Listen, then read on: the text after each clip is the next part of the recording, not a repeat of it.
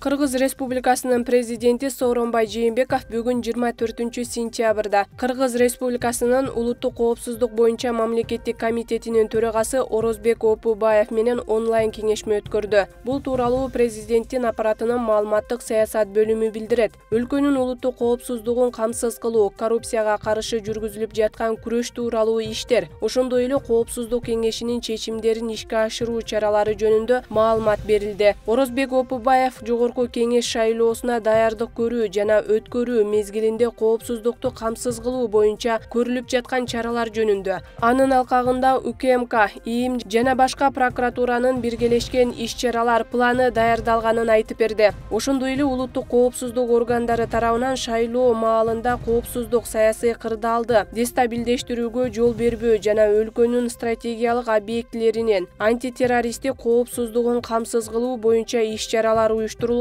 Мындан сырткары УКМК төрагасы 2020-жылдын 17-сентябрындагы коопсуздук кеңешинин чечимдерин аткаруу максатында кызматкерлердин кызматтык тартиби кошумча күчөтүлгөнүн, коопсуздук кеңеш менен системдүү коррупцияны жок кылуу пландарын аткаруу жана мониторинг боюнча жумушчу тобу менен өз ара аракеттешүү улантылып жатканын, мамлекеттик органдарда антикоррупциялык процесстерди уюштуруудагы кемчиликтерди жоюу тууралуу рекомендациялар менен сунуштар иштелип чыгып жатканын билдирди. Ошону менен бирге Орозбек Опубаев белгилегендей, санарип трансформация чөйрөсүндөгү долбоорлорго көмөк көрсөтүүдө. Бул иш-чаралардын алкагында УКМКнын кибер коопсуздукту камсыз кылуу боюнча координациялык борбору түзүлгөн. Мамлекеттик башкаруудагы иштелип жана колдонулуп жаткан бардык автоматташтырылган система боюнча иштер жүрүп жатат. Президент Сооронбай Жээнбеков шайлоо процессин уюштурууда коомдук коопсуздукту камсыз кылуунун, өлкө аймагына экстремисттик жана террористтик уюмдардын мүчөлөрүн киргизбөө максатында чек ара тилкелерине көзөмөлдү күчөтүүнүн маанилүүлүгүн билдирди.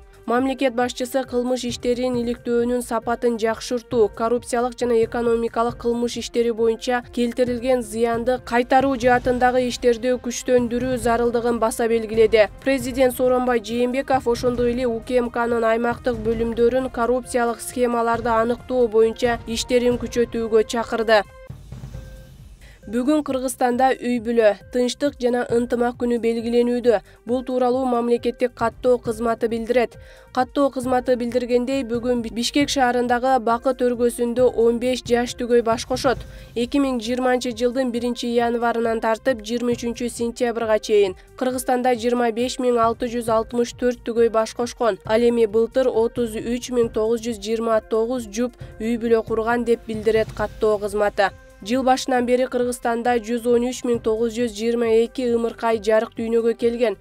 Кыргызстанда үй-бүлө, тынчтык жана ынтымак күнү 2011-жылдан бери белгиленип келет.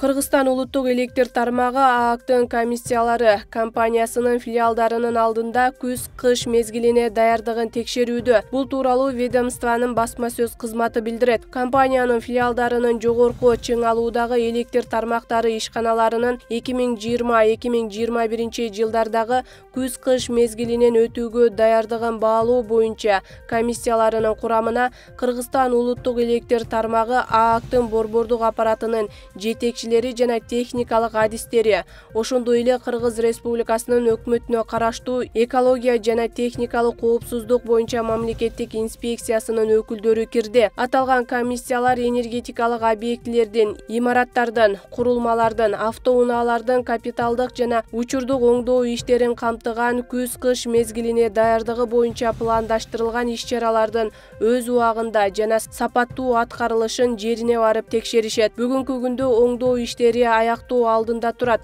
Текшерүүнүн жыйынтыгы боюнча тиешелүү актылар түзүлүп, күз-кыш мезгилинен өтүүгө даяр болгондугу жөнүндө паспорттор берилет, деп билдирди Кыргызстан улуттук электр тармагы ААКтын пайдалануу жана оңдоо департаментинин директору Мурат Дурусалиев.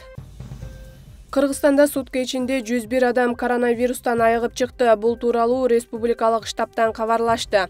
Маалыматка ылайык Бишкек шаарында 15, Ош шаарында 13, Чүй облусунда 9, Ош облусунда 17, Талас областында 3, Ысык көл областында 14, Жалал-Абад областында 10, Баткен областында 20 бейтап коронавирустан айыкты. Учурда Кыргызстанда коронавирустан айыгып чыккандардын жалпы саны 42.005 адамга жетти. Кыргызстанда шайлоочулардын саны 3.523.532 түздү. Бул тууралуу кабар агенттигиндеги маалымат жыйынында БШКнын төрайымы Нуржан Шайдабекова билдирди. Анын айтымында 2015 жылдагы парламенттик шайлоодо түзүлгөн тизмеге караганда быйыл шайлоочулардын саны 762.235 адамга. Ал эми 2017 жылдагы президенттик шайлоого салыштырмалуу 497.762-ге көбөйгөн. Эскерте кетсек, быйыл парламенттик шайлоо 4-октябрь күнү болуп өтөт. Парламенттик шайлоого 16 партия катышып жатат. Саида Матмусаева Тепе-Коргон айыл өкмөтүнө караштуу Жаңы Жол айылында жашайт. Ал бүгүн паспортунун мөөнөтү бүтүп, алмаштырууга келген. Жаңы ачылган калкка кызмат көрсөтүү борборунда баардык документтерди бир жерден алышат. Мурункудай 5-6 жерге барып убаракерчилик тартышпайт. Мурда биз Араван районуна барып, паспортко дагы, ЗАГС алганга дагы, биометрикадан өткөнгө дагы бар жокко чуркады. Бир күндө бүтпөйт эле бул ишчи. Ошол немеден көчөгө чыгып кетет, паспорт столдочу Араванга барсаң. 2 күн чуркайт элек. Бирок азыр өзүбүздү айыл өкмөткө ачылып, жакшы иш болду. Жаңы ачылган кызмат көрсөтүү борборунда негизинен муниципалдык жана мамлекеттик кызматтар көрсөтүлөт. Санарип аймак маалыматтык системасынын негизинде 11 түрүн бир жерден алууга болот. Мындан сырткары атайын кызмат инфодок программасы да киргизилген. Ошондой эле атайын адистердин кеңешин да ала алышат. Аталган борбордо 8 кызматкер калкты тейлөөдө. Тепе-Коргон эли Араванга паспорт тууралуу, ЗАГС, метрге тууралуу кайрылбайт. Очередь күтпөйт. Şu yerге келет, кассадан дагы şu yerге уюштурганбыз, кассага акчасын төкүп, şu yerден битирип кетет. Очередь жок. Бардык карантин шарттарга бардыгына нема кылганбыз, ошо аралыкты сактап. Жергиликтүүлөр жол кире кетирип, районго барып кезек күтүү ара болбой, бардык документтерди бир жерден алып башташты. Бир күндө 15-20 жаранга кызмат көрсөтүшүп, көпчүлүктү тейлөөгө мүмкүнчүлүк түзүлдү. Ыңгайлуулук мындагы жашоочуларга да маанилүү болууда. Мындан 100 ал келганымда справканы машинкада алышып, колду алышып, анан кол койдуруп, секретарь кол койдуруп барып, Россия кол койдуруш керек адам. Азыр мен кичине келдим, сен мени справканы какой-то ярым секунд ичинде эле кылышып берди, Ахмат. Мундан ташкары мына налыйларды ham машетта. Калкка кызмат көрсөтүү имаратын курууга жергиликтүү бюджеттен 370 миң сомдон ашык каражат жумшалган. Ал эми эмеректери жана атайын техникалык каражаттарын алуу долбоор аркылуу каржыланды. Келет, эч кимге жолукпайт. Түп-түз эле жоопту катчыга келет, же болбосо делопроизводительге келет.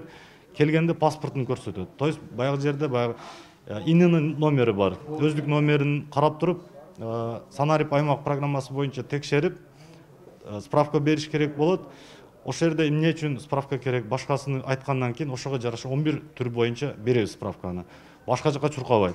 Ошол жерде кол коюлуп, ошол жерде печать коюлуп, регистрациясы өзү менен өзү болот, ошонусу менен беребиз. 22 миңден ашуун калкы бар Тепе-Коргон айыл өкмөтүндө биринчилерден болуп калкка кызмат көрсөтүү борбору ачылды. Эми Араван районундагы ар бир айыл өкмөттөрдө да ачылуусу пландалууда. Гүлжан Ажиматова, Бектур Калыбек уулу, Ош облусу.